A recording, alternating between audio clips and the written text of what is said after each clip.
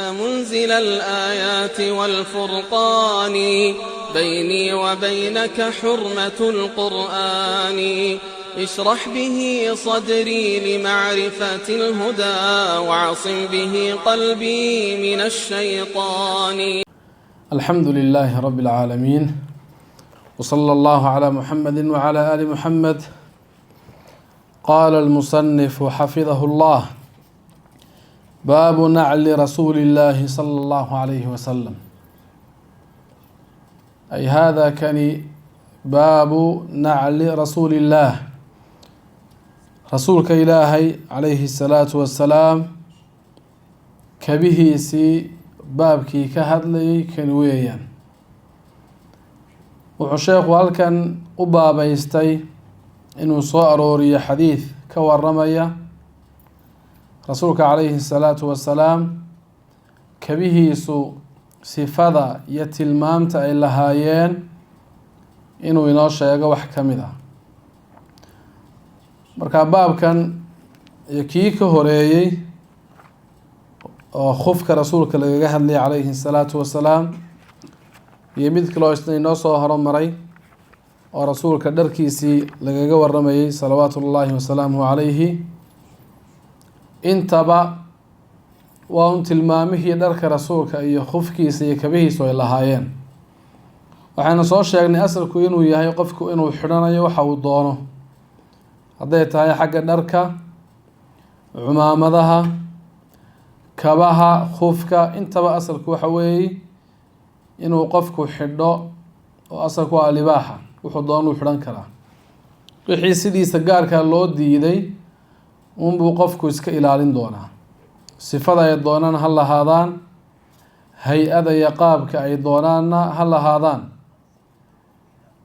wuxuunbuu qofku u ilaalinayaa caadaadka iyo dhaqanka dadkiisu ay leeyihiin, oo wixii halkaa macruuf ka ah inuu dadkiisa kula mid noqdo ayaa muhiim ah. halkan haddaba kabtii rasuulka calayhi salaatu wasalaam iyo hadyigiisu siduu ahaa markuu nebigu kabaha xidhanayo ayaa lagaga hadlaa oo loo soo arooriyaa. can Anas ibni Maalikin radia allahu canhu. Anas ibnu Maalik waxaa laga soo wariyey oo imaamu albukhaari uu ka soo wariyey, ilaahay raaliha ka ahaadee, ana nacla الnabiyi salى اllahu calayhi wasalam, nabiga kabtiisu calayhi الsalaatu wasalaam iyo kabihiisu kaana lahaa waxaa u sugnaaday qibaalaan, laba indhilo ayaa u sugnaaday. in kabtii nebigu indhil lahayd oo weliba laba midh ay lahayd ayaa xadiidku uu tilmaamaya. akhrajahu lbukhaariyu, imaamu lbukhaari ayaa soo saaray. qibaalaanku waa tathniyatu qibaal. qibaalkuna waa azimaam wasayr aladi yuqcadu fiihi ashisacu aladi yakunu bayna usbucay alrijl.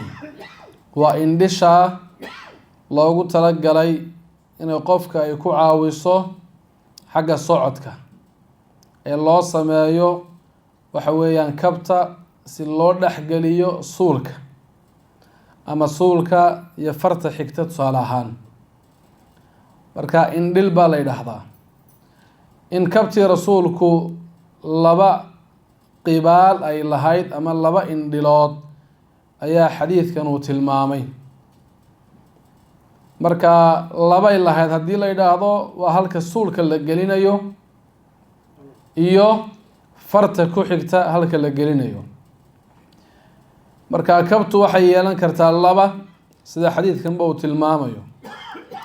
hal xabad oo waasicana waa loo samayn karaa, oo imaamu lbukhaari wuxuu xadiidka kusoo arooriyaa baabu qibaalaani fii naclin waman ra'aa qibaalan waaxida waasica. halkaasuu kusoo arooriyaa in kabta laba indhilood loo sameeyo iyo ciddii aragtay xabad keliyaatoo waasica in loo sameeyo. halkan waxaan ka qaadanaynaa in nebigu calayhi الsalaatu wasalaam uu xidhan jiray kaba iska mutawaadica oo kaba iska caadiya buu xidhan jiray, kaba aada u faakhira oo waxa weeyaan kabayowga kale aada uga duwan oo qiimahoodu aada u sareeyo inuuna xidhan jirin, ee nebigu kabaha caadiga ah ee indhisha iska leh ee dadkuba ay xidhaan oo kale uu xidhan jiray ayaa laga qaadanaya. basharun basharka lamida buu rasuulku ahaa calayhi salaatu wasalaam. kaba aada u sareeyo qofku waa xidhan karaa oo kabayowga kuwa ugu fiican ama ugu qiimaha badan ah. asalka waa inaga nidhi waa aljawaaz waalibaaxa, waa wax banaan oo rasuulku kibirka calayhi salaatu wasalaam markuu saxaabadiisa uu kala hadlay ee uga digay, waxay saxaabadu ku yidhahdeen rasuul allahu qofku waxa uu jecel yahay kabtiisu kab fiican oo wanaagsan oo qurux badan inay noqoto, dharkiisuna dhar fiican ay noqdaan oo qurux badan. deeta rasuulku wuxuu ku yihi calayhi salaatu wasalaam ina allaha jamiilun yuxibu ljamaal, ilaahay waa alla qurux badan, quruxdana waa uu jecel yahay. alkibru batru lxaqi wa gamdu nnaas, kibirku ma aha dhar wanaagsan oo qurux badan oo la xidho iyo kaba fiicfiican oo la xidho, taasi kibir ma aha. ee kibir waxaa la yidhaahdaa inuu qofku xaqa uu iska kibriyo, dadkana uu quursado, uu xaqiro.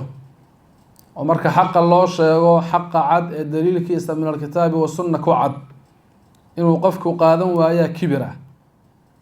ilaahay baa sidaa tilmaamay marka qofka la yidhaahdo, ama rasuulkaa sidaa tilmaamay calayhi salaatu wasalaam, oo xadiid saxiixa ku sheegay inuu qofku taa qaadan waayo, usoo istaagi waayo, uu aqbali waayo ayaa kibir ah. inagu taa kibir uma naqaanaba dadkeenu, in xaqa la qaadan waayo, la aqbali waayo, dadkeenu kibir uma yaqaanaan. waxyaabo kaleoo kibirba aan ahayn ayaa laga yaabaa kibir inay ku tilmaamaan. wa qamdu nnaas, iyo dadkoo la xaqiro, la quursado, hoos loo eego, taasina waa kibir buu rasuulku yihi calayhi salaatu wasalaam. waxyaabaha halkan lagaga hadlo waxaa ka mid ah nebigu inuu diiday calayhi salaatu wasalaam hal kab in la xidho. sababta lagu cileeyey ee cilada looga dhigayna waxa weeye sida axaadiista qaar ku soo aroortay inuu shaydaanku kab keliyaata uu ku socdo. oo wuxuu rasuulku yihi calayhi salaatu wasalaam laa yamshiyana axadukum fii naclin waaxida liyuncilhumaa jamiica aw liyuxfihimaa jamiica aw liyuxfihimaa jamiica. midkiin kab keliyaata yuuna ku socon, intuu hal kab xidho kabta kalena uu iska saaro. labadaba ha xidho ha ku socdo, ama labadaba ha iska saaro buu rasuulku yihi calayhi salaatu wasalaam. tacaynkaasiyaa waxaa loo diiday markaa si aan shaydaanka loo shabihin, oo axaadiista qaarkood ku soo aroortay waxa weeyaan in shaydaanku uu kab keliyaata uu ku socdo, inuu shaydaanku kab keliyaata uu ku socdo. axaadiis lagu soo wariyey ayaa markaa ku jira, ayaa kusoo arooray, walow dacfiha ku sugnaadabe. sidoo kale cadaalad samayntii qofku uu jirhkiisa iyo lugihiisa u cadaalad samayn lahaabaa meesha ka baxaso, de midna waxbay xidhan tahay, midna waxba ma xidhna. marka labadaa lugood way kala duwan yihiin, oo waa laba lugood oo kala sareeya. markaa si aan dulmi ugu dhicin jidhka qeyb ka mid ah ayaa waxay leeyihiin culummadu waxaa loo diiday inuu qofku kabna uu xidho, kabna uu iska daayo. waxaa markaa la mid ah wax kasta oo uu qofku meel siman oo jidhkiisa ka mid ah oo ay tahay labadaba in wax la huwiyo ama wax loo xidho, qeybna inuu wax u xidho, qeybna uu u xidhi waayaa waa lamid. waa lamid oo shaadh markuu qofku xidhanayo tusaale ahaan, ama uu surwaal xidhanayo, inuu dacal jidhkiisa ka mid ah ama gacan ama lugu u xidho, tii kalena uu xidhi waayo ayaa looga qiyaas qaadanaya. asheekh ibnu baas raximahullah ayaa waxaa la weydiiyey hadday kabtu ay kaa fog tahay labadii kabood ayna isku dhoweyn, midna way kusoo xigtaa way dhowdahay, midna waxoogaa bay jirtaa oo tallaabo iyo 2 tallaabo ama 3 4 ayay kuu jirtaa. qofku intuu xabadan xidho tii kalena ma u lugeyn karaa si uu gaadho, waana wax in badan inagu dhaca. deeta sheekhu jawaab fiican oo cajiib uu ku jawaabo waxa uu yidhi: in istadacta anlaa tukhaalifa sunnata walow bikhudwatin waaxidatin fafcal. haddaad karto sunnaha nebiga inaanad khilaafin calayhi salaatu wasalaam, hal tallaabana ha noqotee sidaa samee. haddaabad karayso inaad iska lugeyso adoo bilaa kabtii kalena iska saaro gacanta kusii qaata, tii labaad markaad gaadho intaad dhigato tii aad siday ood labadaba aad xidhato, haddaad sidaa karaysa samee.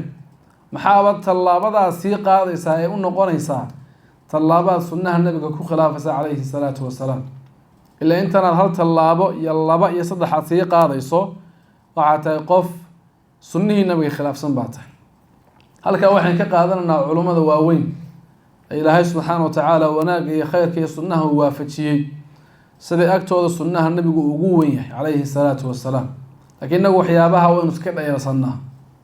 jawaabteenu waxay noqotaa waxaan wax weyn ma ah, ma waxaanaad wax ka soo qaadaysaa intan yar, halkan tallaabo ama 2 tallaabo.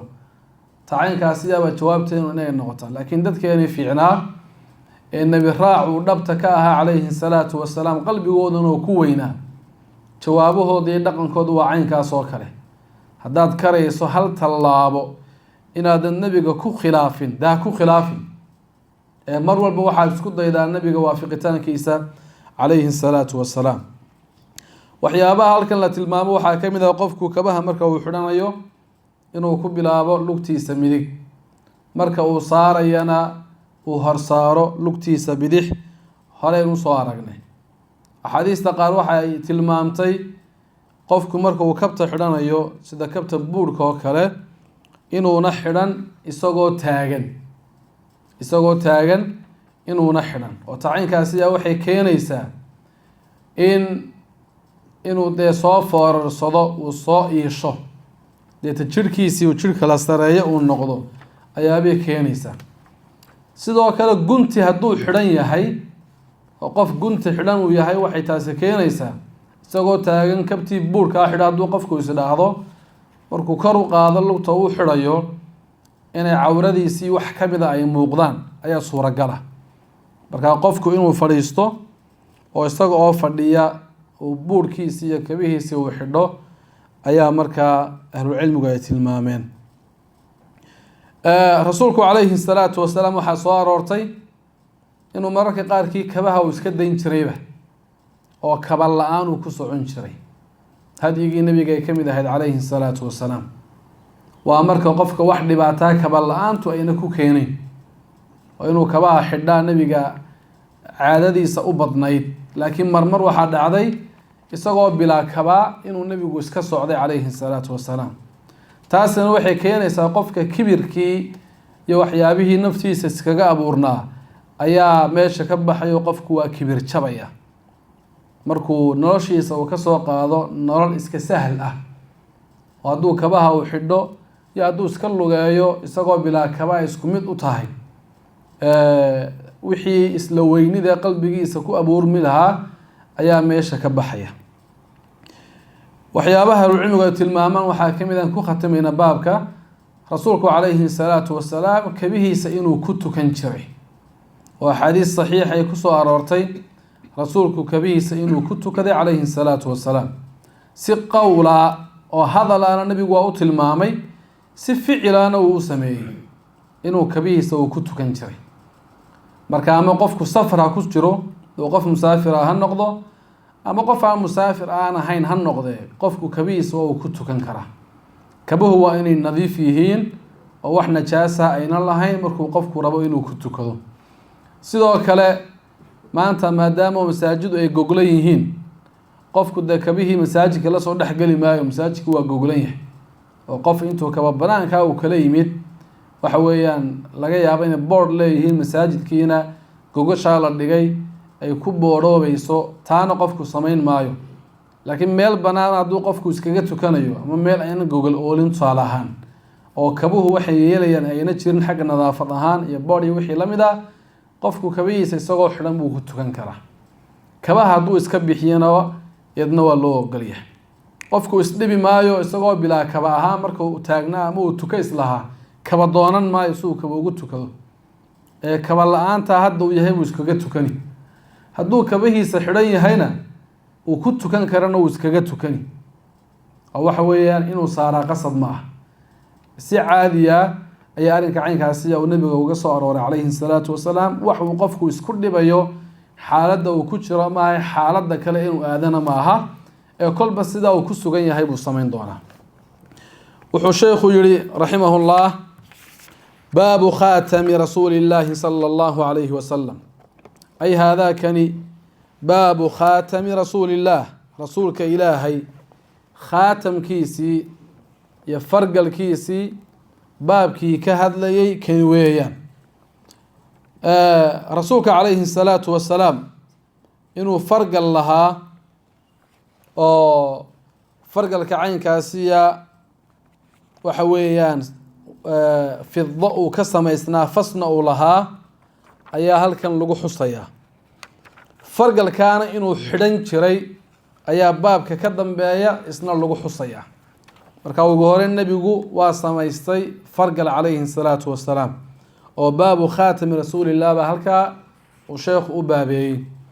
fargalkuu samaystayna nebigu wuu xidhay oo gacantiisuu ku xidhay calayhi salaatu wasalaam. culimmadu waxay leeyihiin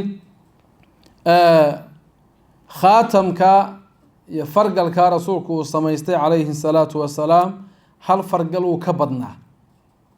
oo markuu sheekhu leeyahay khaatami rasuulillah, hal khaatam kama wadee waa mufrad la idaafeeyey, akthar min shay buu faa-ideynayaa oo fargalladii rasuulka oo dhan buu caam yeelayaa. marka ilaa 7 fargal inuu nebigu lahaa bay ahlucilmigu ay tilmaameen, ama hal mar ha wada lahaado ama si kala duwan ha usoo maraan oo isku geyntoodu 7daaba ha noqotee. wuxuu nebigu fargalka u samaystay calayhi salaatu wasalaam baahi, oo baahidu u samaystay waxay ahayd waraaqaha uu dadka iyo boqorada uu u qorayo ayuu nebigu fargalka caynkaasiya ugu shaambadayn jiray calayhi salaatu wasalaam. oo dusha waxaa kaga qornaa muxamadun rasuulullah, oo 3 goor is-hoos yaala, muxamed iyo rasuul iyo allah isku hoos qoran ayaa dusha kaga qornaa. markaa markii uu nebigu samaysanayay fargalka calayhi salaatu wasalaam, saxaabadiisa qaarkood ayaa waxay nebiga ku yidhahdeen: nebi allow, boqoradan reer ruum iyo reer faris iyo kuwa caynkaasi iyo caajimta ahi, sida bukhaariga ku taala can anas, marka wax loo qoraye waraaqo loo dirayo, waraaq iyo kitaab makhtuum oo lasoo shaambadeeyey unbay aqbalaan, oo waxaan shaambadaysnayn ma aqbalaan. nebiguna calayhi salaatu wasalaam dee wuxuu u qori jiray waraaqo uu dacwadda ugu bandhigayo, markaase wuxuu u baahday inuu fargal samaysto uu wax ku shaambadeeyo, oo baahida nebiga u geysay taasay ahayd calayhi salaatu wasalaam. ahlucilmigu waxay leeyihin xaggan waxaa laga qaadanayaa baabkan iyo kuwa ka dambeeya soo socda in nebiga calayhi salaatu wasalaam dacwadda uu faafinayey ee uu dadka uu gaadhsiinayey waxa weeyaan uu ku gaadhsiinayey billisaan, carabkiisa uu ku gaadhsiinayey, iyo inuu wax u qoro tacaynkaasiya inay asalka ahayd, kana horeysay in dadka seef iyo dagaal lagu gaadhsiiyo. oo qaabkan loo kala horeysiiyey taasaynu ka qaadan bilaynu culimmadu, yacni maadaama khaatamkii lasoo hormariyey gadaalna laga keeni doono seeftii rasuulka iyo qaabkay ahayd, halkaa waxaa laga qaadanayaa inay culimmadu ishaarayaan in dadka dacwadda lagu gaadhsiiyo qoraal iyo carab oo loo bandhigaa inay ka horeyso in dagaal iyo seef lagu gaadhsiiyo, iyadoo labaduba ay bannaan yihiin haddana way kala horeeyaan. can anas bni maliki radia allahu canhu qaala waxa uu yihi anas, sida bukhaari iyo muslim ay ka warinayaan: kaana khaatamu rasuuli illaah sala allahu calayhi wasalam, rasuulka ilaahay fargalkiisu wuxuu ahaa min wariqin fido mid ka samaysan. alwariq waa fidada ama qalinka oo soomaali ahaan qalin baa la yidhaahdaa. min wariqin qalin buu ka samaysnaa ama fido ayuu ka samaysnaa. wa kaana fasuhu faskiisu wuxuu ahaa xabashiyan fas xabashiya buu ahaayo yacni lagu sameeyey ardulxabasha, dhulka ardulxabasha la yidhaahdo lagu sameeyey.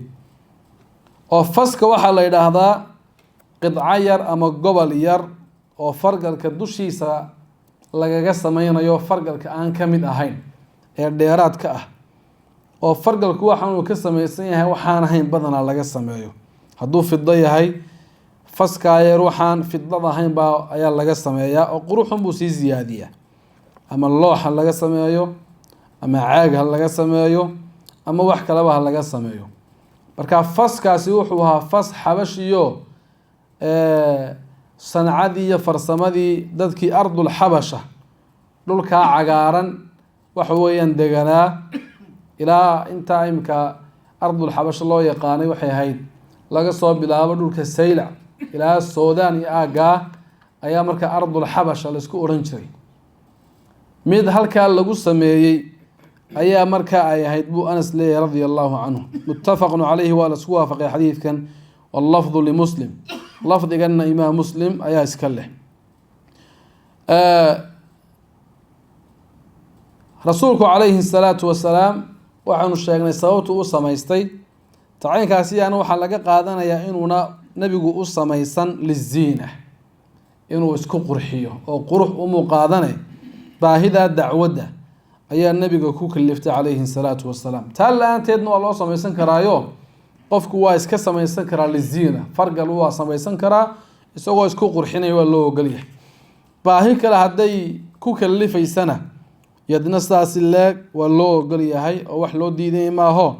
asalku waa in waxaas uu banaan yaho wax diidayaa waxa weeyaan ayna jirin. marka culimmadu waxay leeyihiinuun haddii baahi ay jirto oo qofka baahi ay ku kalifayso waa qaadi, waa mas-uul inuu wax ku shaambadeeyo qofku rabaa markaa sunnay noqon siduu nebigu wax ugu shaambadeeyey calayhi salaatu wasalaam. haddii taasi ayna jirin oo qofku iska qurux iyo waxa uu xidhanayana markaa mubaax bay noqon. labadaasaa loo kala qaadaya ma liziinaba mise waa lilxaaja. hadday tahay lilxaaja xilliga waa sunne, hadday tahay iska liziina inuu qofku isku qurxinayana xilliga waa shay mubaaxa oo qofka loo ogol yahay ee lama odhanayo waa sunne. baabu takhatumi rasuuli illaahi sala allahu calayhi wasalam. ay hada kani baabu takhatumi rasuuli illah, rasuulka ilaahi calayhi salaatu wasalaam fargal xidhashadiisii ayuu baab u yahay. halkaa hore inuu fargal samaystay baa lagu tilmaamay. halkana wuxuu sheekhu tilmaamayaa fargalka rasuulku inuu xidhayba. can anas ibni malikin radia allahu canhu.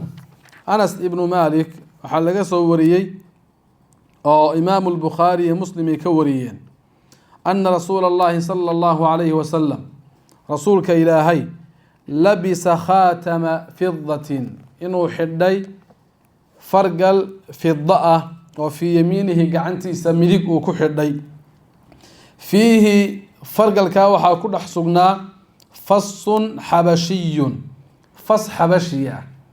oo faska waa inagaa nidhi soomaali ahaanna fasun baa la yidhaahdaa. waa intaas sare ee ku dul samaysan fargalka ee ka midabka duwan leh ama waxa laga sameeyey ka duwan tahay. markaa fas xabashiya ayaa fargalkaa ku samaysnaa.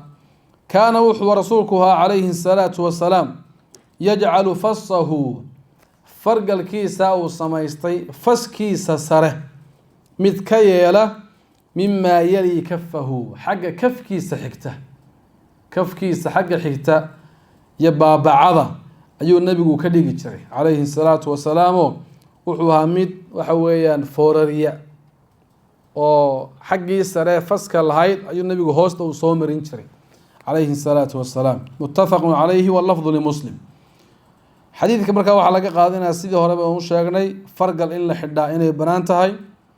fidba haddii fargalka laga sameeyaana inay banaan tahay. waxaan la ogolayn in laga sameeyo fargalka dahab oo dahabka nebigu waa diiday calayhi salaatu wasalaam. sidoo kale waxaa laga qaadanayaa inuu nebigu fargalkaa uu ku xidhay gacantiisa midig. axaadiista qaar waxaa ku soo arooray oo saxiixa inuu nebigu ku xidhay gacantiisa bidix inuu ku xidhay. markaa labaduba way soo arooreenoo gacan midigna uu ku xidhay, gacan bidixna uu ku xidhay. walamru waasic, arrinku waa iska ballaaran yaho qofku tuu doonuu ku xidhan doonaa. waxaana la mid ah fargalka waxyaabaha gacmaha la gashado sida saacadda oo kale, oo saacaddu qofku gacantiisa midigna uu ku xidhan karaa, gacantiisa bidixna uu ku xidhan karaa, iyadoo looga qiyaas qaadanayo fargalkii nebigu calayhi salaatu wasalaam labadaba uu ku xidhay. iyadoo taa looga qiyaas qaadanayo labadaba qofku waa iskaga xidhan karaa. halkaa uu anas radia allahu canhu uu yihi kaana yajcalu fasahu mima yali kafah, faskiisa wuxuu ka dhigi jiray xagga kafka soo xigta. waxaa laga qaadanayaa nebigu ziino iyo qurux inuuna u samaysan fargalkan, ile miduu ku xaragoonayo isku qurxinaya hadduu yahay xagga saruu soo marin lahaa, laakiin nebigu hoostuu mariyey. mar hadduu hoosta mariyey waxaynu ka qaadan bay leeyihin culummadu inuu nebigu u xidhay calayhi salaatu wasalaam lilxaaja, baahi uu u xidhay, laakiin uuna u xidhan waxa weeyaan isqurxin uuna u xidhan. muxamedun rasuulullah baa ku qornaa oo 3 goor is hoos taala sidaan hore u sheegnay.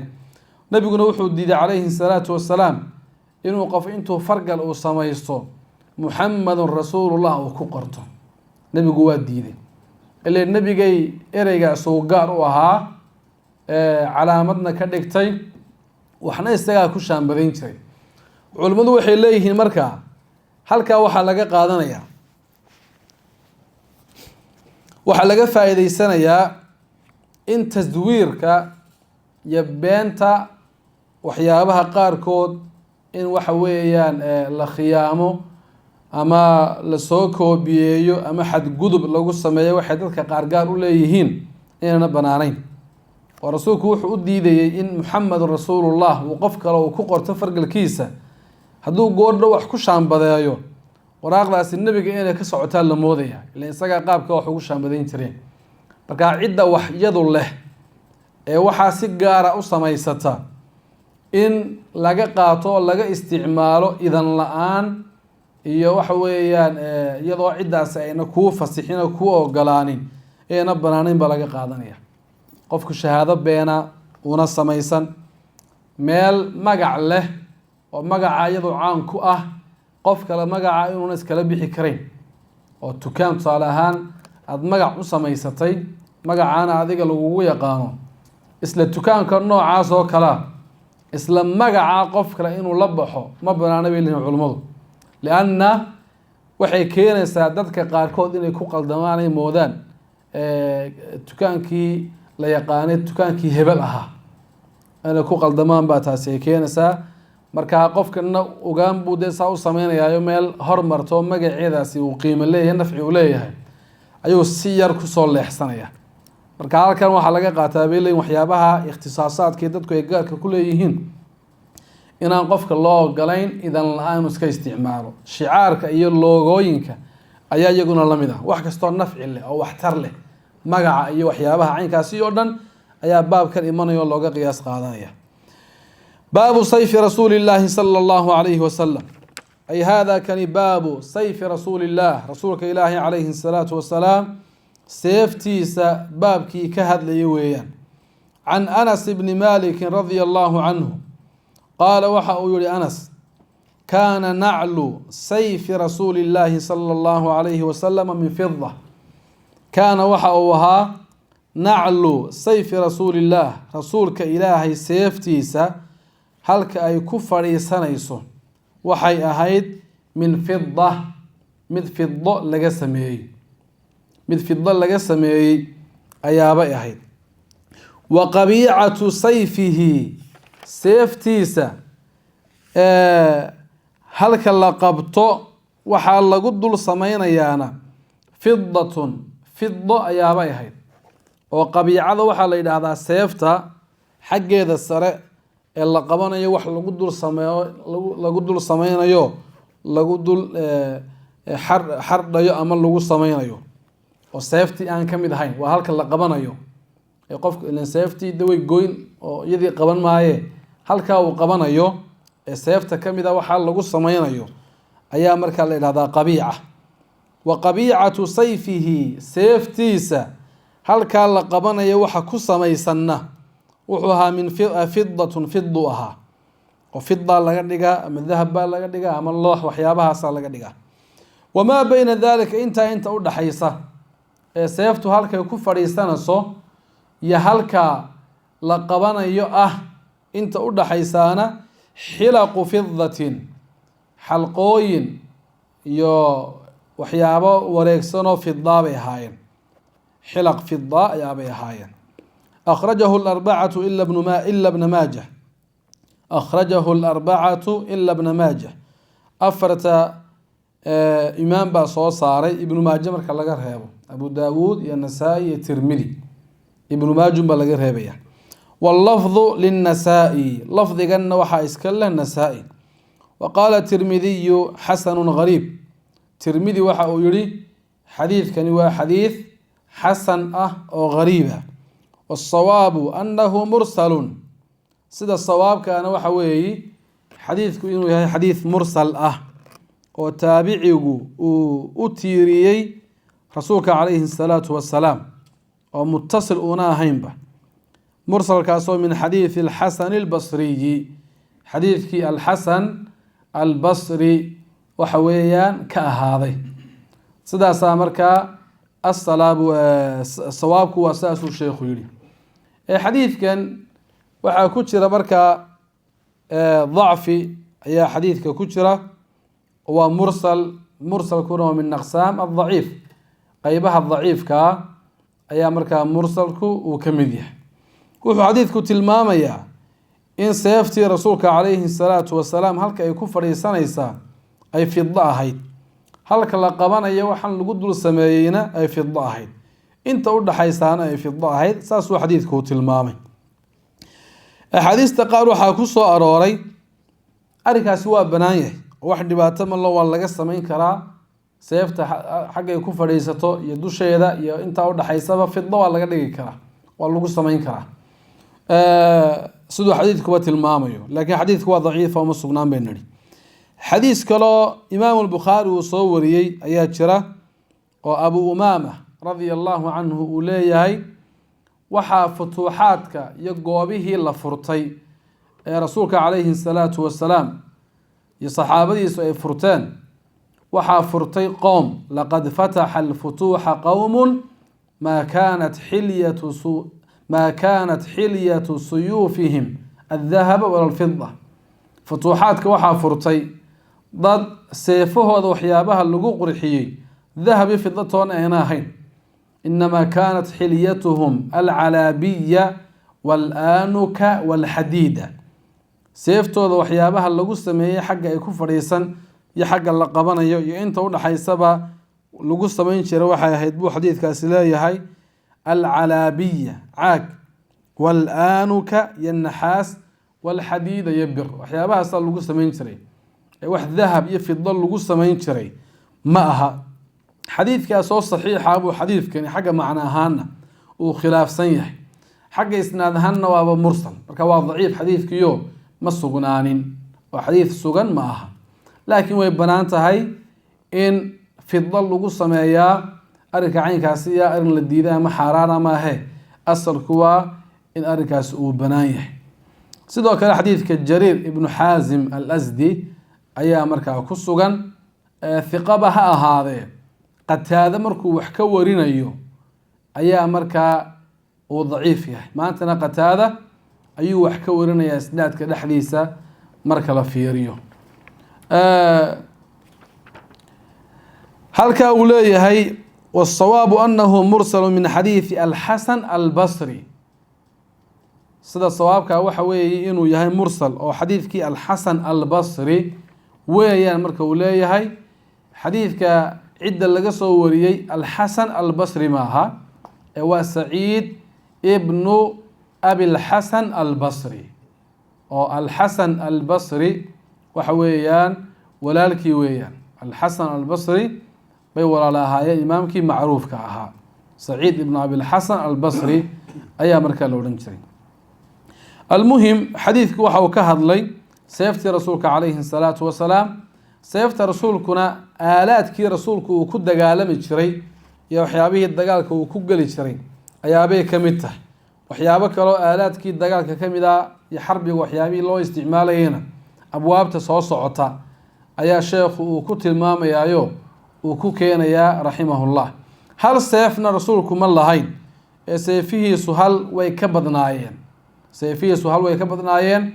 markuu sheekhu wari baabu sayfi rasuulillaah, sayf waa mufrad ismiga ka dambeeya loo idaafeeyey, marka akthar min shay buu faa-ideynayaa, suyuuftii oo dhan buu caam yeelayaa. culimmadu markay sheegayeen seefihii rasuulku tira ahaan intay ahaydna ilaa 9 ayaa marka ay gaadhsiiyaan. 9kaasi ha ahaadaan 9 hal mar uu nabigu wada haystay, ama ha ahaadaan 9 waqtiyo kala duwan soo maray, waana sida ay u badan tahay in waqtiyo kala duwan seefaha caynkaasi yaa rasuulku uu lahaa calayhi salaatu wassalaam. baabu dirci rasuulillaahi sala allahu calayhi wasalam, ay haadaa kani baabu dirci rasuulillaah, rasuulka ilaahi calayhi salaatu wassalaam diricii dagaalkiisa ee uu ku dagaalami jiray baabkii ka hadlayay weeyaan. addircu waxaa loo jeedaa libaasun min xadiidin yusnacu xilaqan xilaqa yaqi lmuqaatila wayaxmiihi biidni illaahi tabaaraka wa tacaala min darbi nabli aw isayf. waa libaas iyo dhar xadiid iyo bir laga sameeyey oo loogu talagalay qofka dagaalamaya ilaahay idankiisa inuu ka ilaaliyo seefta iyo waranka iyo waxyaabaha leebka iyo waxyaabaha lagu soo ganayo lagu dhufanayo inuu ka ilaaliyo loogu talagalay oo qofku dhufaysuu ka dhiganayo. marka rasuulkuna dircigaasuu lahaa, oo addircu markii la yidhahdo waa nagaa sheegno waa aalada dagaalka loo isticmaalayo, dircii caadiga la xidhanaya ma aha. rasuulku hal dirci wax ka badan buu lahaa, maradaa dagaalka xabad wax ka badan ayuu lahaa calayhi salaatu wassalaam. ilaa 7 ayaa markaa culimmadu ay gaadhsiiyaan. mararka qaarkii nabigu hal xabad buu xidhan jiray markuu dagaalka gelayo, mararka qaarkiina 2 nabigu iska dul xidhan jiray calayhi salaatu wassalaam. halkaana waxaa laga qaadanayaa inuu nabigu de basharka ka mida uu ahaa, oo dhibaatada dadka kala soo gaari karta mid la mid ah isagana ay soo gaari karto. sidoo kale waxaa laga qaadanayaa nabigu calayhi salaatu wassalaam ciddii tawakulka iyo tala saarashada ilaahay la tala saarto xaqiijisay ciddii ugu mudnayd ee hormoodka ahayd isagoo ah, haddana asbaabta qaadashadeeda nabigu kama tegin, oo isagoo ilaahay tala saaranaya subxaanahu wa tacaala, arrimihiisana u dhiibanaya oo ilaahay isku hallaynaya, haddana asbaabta nabigu waa qaadan jiray salawaatu ullahi wasalaamu calayhi. iyo seeftiisa iyo dirciga dagaalka loogu talagalay ka ilaalinaya wixii lagu soo gano, iyo koofiyadda birta ah ee nabigu uu xidhan jiray baabka soo socda lagaga hadli doono, iyo aalaadka iyo adawaadka loo isticmaalo dagaalka oo dhan nabigu horuu ka qaadan jiray calayhi salaatu wassalaam.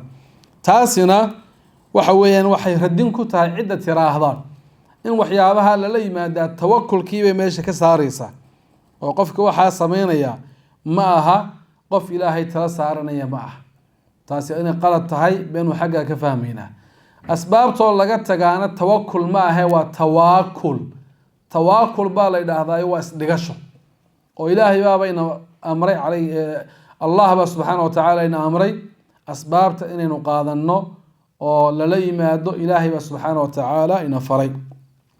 can caaishata radia allahu canha, caaisha waxaa laga wariyey ana الnabiya sala allahu calayhi wasalam nabigu ishtaraa طacaaman inuu raashin soo iibsaday min yahuudiyin, yahuudina uu ka iibsaday ilaa ajalin ay muajalan thamanuhu ilaa ajalin, raashinkaasoo lacagtiisii dib loo dhigay ilaa waqti, ilaa ajalin ilaa muddo, oo markaa nabigu ma bixine dib buu u dhigay.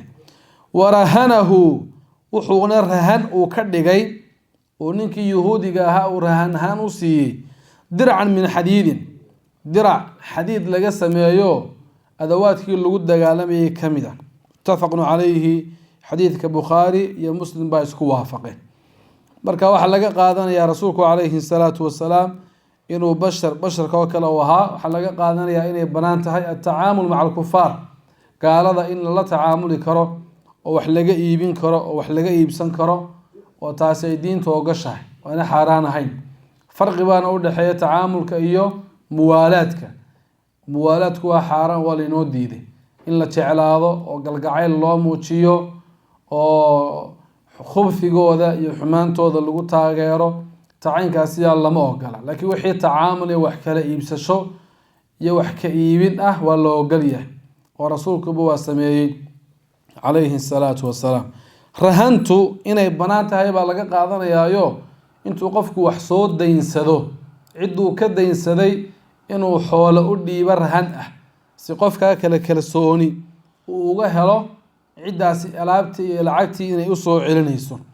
sidoo kale waxaa laga qaadanayaa nabigu calayhi salaatu wasalaam siduu adduunyada u yaraystay oo raashinkii uu cunayey ee uu nabigu isticmaalayay calayhi salaatu wasalaam, raashinkaa uu u baahday wuxuu ku iibsaday xilligaa nebigu ma haynin, ilaa ay sababtay agabkiisii dagaalka wax ka mid a inuu nebigu rahan u dhigo ilaa inta kharash ka soo gelayo uu kusoo iibsado rasuulku calayhi salaatu wasalaam. waxa weye uu iskaga bixiyo waxa weeyaan deynta lagu yeeshay. sidoo kale dayn in la qaadan karaa laga qaadanayaayo nebigu dayn waa qaatay, rahanna waa bixiyey. waa xilligu qofku u baahdo oo baahi ay keento inuu deynta qaato. haddii wax baahiya ayna jirin intuu qofku iska ilaalin karo deynta inuu iska ilaaliyaa fiican. sida hadda inagu aan iska fudaydsanno qofku iska sahashanayo inuu deymo gurto ama uu deymo qaato, arrinka caynkaasiya ma wacno wax fiican ma aha. wixii ay baahi keento ee laga fursan waayo unbuu qofku daynsani, laakiin inuu dhaqan ka dhigto inuu deyn uu qaato ma fiicno maadaama baahi kalifasa waxa weeye ayna jirin. ana xilligu qofku dhiman waruma hayo, laga yaabo deymo lagu lahaa oo caddaynna aan lahayn waxa weeyaan qofku inuu qaato saa ku dhinto ayaaba suuragala. goodha warahadii ay dhahdaan caddayn keen, qofkii deynta lahaa caddaynna aan loo hayn, markaa ma fiicna. hadday dhacdo inuu qofku qaatana waa in markhaati loo sameeyo ama la kala qorto. qofku markuu deyn qaatana waa in niyadiisu ay fiican taho inuu iska bixiyo uu rabo oo xilliga ugu horeysay qofkay wax soo galaan wixii uu iska gudo oo qofka niyada fiican ku qaata deynta ilaahay baa u fudaydiyay subxaanahu wa tacaala inuu qofku iska bixiyo. man akhada amwaala annaasi yuriidu adaaha adda allahu calayh. wuxuu rasuulku yihi qofka dadka xoolahooda qaata isagoo raba inuu iska bixiyo ilaahay baa ka bixiya. waman akhadaha yuriidu itlaafaha atlafahu llah. qofka dadka xoolahooda qaatay isagoo raba inuu ka baabi'iyana ilaahay baa kaa baabi'iya. waana sida dadkeenu u badan yihiin. qofku dayn buu iska qaadanayaa, kuu ka qaatayna dibba ugu soo noqon maayo, meermeerin buu ku sameynayaa inuu maalin baa igu soo noqo hadda ma hayo.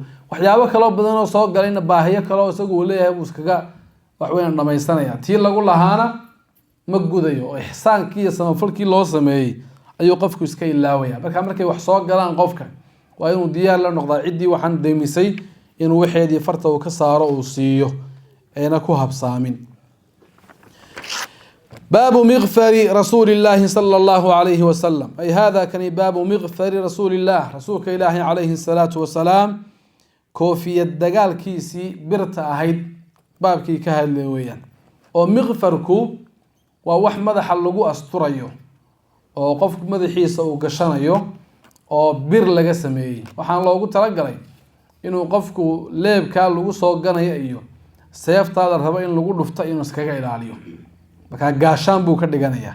waa koofiyad bir laga sameeyey oo dagaalka loogu talagalay. can anas ibni maalikin radia allahu canhu. anas ibnu maalik bukhaari iyo muslim waxay ka wariyeen alla raaliha ka noqdeen ana annabiya sala allahu calayhi wasalam nabigu dakhala makata maka inuu soo galay caama alfatxi sanadkii caamulfatxi la odhan jiray ee rasuulku uu furtay maka calayhi salaatu wasalaam. waa sanadkii 8aad ee hijriyadee. wa calaa ra'sihi almiqfar, nabiga madaxiisa waxaa saarnaa almiqfar, koofiyadda birteed dagaalka ayaa nabigu u xidhnaa calayhi salaatu wasalaam. muttafaqun calayhi. ولا اسكو وافقي حديث كان وبخاري يا مسلم باسكو وافقي واللفظ للبخاري لفظ كان وحايس كله الإمام البخاري حديثك waxa laga qaadanayaa inuu qofku koofiyada dagaalka ah inuu gashan karo samaysan karo tacaynkaas sidana tawakkulkii iyo tala saarashadii meesha ayna ka saaraynin bal diinta ay kamid tahay asbaabta in la qaato sidoo kale koofiyad caadi oo dagaal ba aan ahayn qofku waa xiran karaa xadiidka waxa laga qaadanayaa xilliga nabigu Maka uu soo galay ihraam xaj iyo umra toonna inuuna xidhnayn oo qofka raba inuu Maka tago qasab ayna ku ahayn isagoo umra xidhan inuu galo Maka ama isagoo xaj xidhan inuu Maka gala ayna qasab ahayn oo nabigu wuxuu Maka galay calayhi salaatu wasalaam isagoo xajna aan ihraamnayn umrana aan ihraamnayn waxaan laga qaadanayaa halkan xadiidkan laga qaadanayaa oo xadiidka lama oran nabigu uu ihraamnaa iyo muu ihraamnayn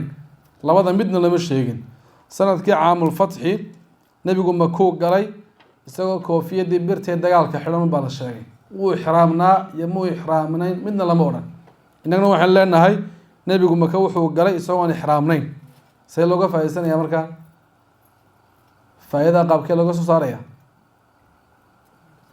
يا وحالة المامي حديث كان أنس لفظ جيس وحوي نبي مكة أيو قلي سند كي سديدات عام الفتح يسقو كوفية دي دجال كحرن أنت عسوا حديث كشيء وكواحد لنا هاي حديث كواحد لقى قادنا يا ولقى فائدة سنة يا قفكو إنه مكة قلي كرا بدون إحرام يسقو حجنا عن حرنين عمرنا عن حرنين حديث كان بانا أدريلا حقود الوجيه هاي كوفيدا والنبي حدنا عليه الصلاة والسلام لأن قف كان محرم كان له ما وقله إنه مذي حيسة وحصاره سقوا عمامة حدن أما كوفيد حدن له ما وقله إنه قلا إنه وحويان مركو إحرامي هاي إنه وحمد حصاره له ما وقله مرة دون النبي مذي حيسي وحصاره مكان أو قله ده مو إحرامين معناه هو يعني والكاس لقى فايدة السنة ولا قادنا يعني باب عمامة رسول الله صلى الله عليه وسلم عمامة دي رسولك آيات ثانية باب أطح عن عمر بن حريث رضي الله عنه قال وحأو يري كأني وحابد مودا أنظر إنان إيغيو إلى رسول الله صلى الله عليه وسلم رسولك إلهي وعلى المنبر منبر كسارا وعليه كركي سنة صارن تهي عمامة سوداء عمامة مدو قد أرخى إسغو سيداي نبيغو طرفيها لبديد الدعال أي وحاو كسيداي بين كتفيه لبدي سقرب ونبيغو عليه الصلاة والسلام انتو عمامة دي وحدي أي لبدي دعال لبدا قرب وكسيداي أخرجه مسلم waxaa soo saaray xadiidka imaam muslim marka xadiidkan waa maalintii nabigu Maka uu galay Amr ibn Hurayth uu ka waramayo cumaamad inuu xidhnaa buu xadiidkan sheegay kii hadda ka horeeyayna wuxuu tilmaamayaa koofiyad bir ah inuu nabigu xidhnaa sidee la isku waafajinayaa waxaa la isku waafajinayaa inuu nabigu koofiyad uu xidhnaa cumaamadan uu ka dul xidhnaa ama in labada saxaabi midna uu arkay nabigu cumaamad xidhan midna uu arkay nabigu koofiyad xidhan mid walba uu ka waramay wixii nabigu uu xidhnaa calayhi salaatu wasalaam buu ka waramay oo isma diidayaan nabiga calayhi salaatu wasalaam koofiyad inuu xidhnaa baa halkaa lagu tilmaamay xadiidka hore koofiyadda caynkaasi inay markaa nacam halkan waxaa la tilmaamay cumaamad madow inuu nabigu xidhnaa cumaamad madow inuu nabigu xidhnaa calayhi salaatu wasalaam sida faraha badan lamay ahayn marmar bay dhacday inuu nabigu xidhay taa madowga ah asalkuna wuxuu ahaa ama siduu nabigu u badnaa dadkana uu ku dhiirigeliyey dharka kiisa cadaanka ah in la xidho markaa marmar bay dhacday laakiin qaalib waxa weeyaan kumay ahayn cumaamad xidhashadiisa ama dhar xidhashadiisaba madow inuu nabigu xidho calayhi salaatu wasalaam cumaamad in la xidhaa ma sunna qaabka loo xidhanaya sunnahana waa qaabkee cumaamada asalku waa inuu banaan yahay inuu qofku iska xidho markaa sunna ma ah qaabka loo xidhanayaana qaab sunno ahi ma jiro, qaab la odhanaya qaabkaasaa sunna ma jiro. markaa nabigu calayhi salaatu wasalaam xidhashada uu xidhay cumaamada iyo qaabku u xidhayba wuxuun waafaqsanaa waqtigii uu noolaa iyo qoomkuu la noolaa unbay ka dhigan tahay. laakiin baabkii sunnanimada mid lagu socodsiinayo waa sunna la odhanayo inuu qofku xidho, qaab gaarana loo sheegayo inuu qofku usoo xidho oo qaabkaasaa sunno ah la odhanayaa ma jira bay leeyihiin ahlucilmigu raximahumullah. cumaamadana waxaa cumaamad waxa weeyaan loogu bixiyey lianna madaxa oo dhan ayaa markaa ay qarinaysaa, way caam yeelaysaa, saasaa cumaamad waxa weeyaan loogu bixiyey ama loogu magacaabay. baabu ma jaa fi sifati izaari rasuuli llaahi sala allahu alayhi wasalam, ay hada kani baabu izaari rasuuli llaahi sala allahu alayhi wasalam, ay hada kani baabu izaari rasuuli llah, rasuulka ilaahay izaarkiisii iyo guntigiisii ama macawiistiisii baabkii ka hadlayay weeyaan. izaarku waa wixii lagu duubo ee lagu asturo jidhka qeybtiisa hoose ayaa alizaar la yidhaahdaa. waa go-w qofku jidhka intiisa hoose uu ku asturayo, amba macawiista oo kale ayaa izaar la yidhaahdaa. arridaana, kelmadda arridaa waxaa la yidhaahdaa wixii qofku jidhka intiisa sare uu kusoo asturayo, halkaa labadaa garab iyo jidhka intiisaa sare. izaar iyo ridaa ayaa la kala yidhaahdaayo waa guntigii hoose iyo tii korka laga gashanayay bay kala yihiin. kisaa haddii la yidhaahdana waa maradaa weyn ee qofku uu xidhanayo oo dhan baa mayadna kisaa la yidhaahdaa. haddaba izaarkii baa halkan lagaga hadlaya.